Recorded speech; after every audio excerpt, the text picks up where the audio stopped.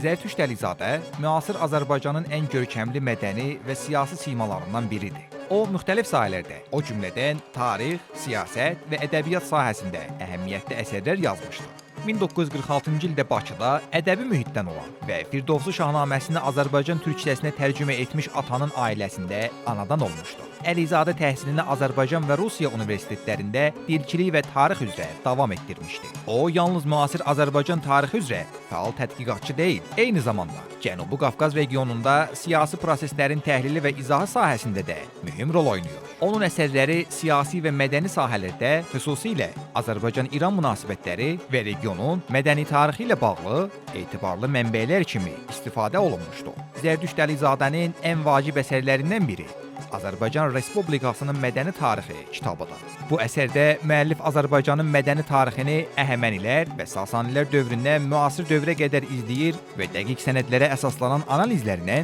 Azərbaycanın regionun mədəni inkişafdakı rolunu təqdim edir. 2011-ci ildə Bakı Jurnalistika İnstitutunun rəhbəri olan Zərdüşt Əlizadə hələ də müxtəlif siyasi və sosial sahələrdə böyük təsir göstərir.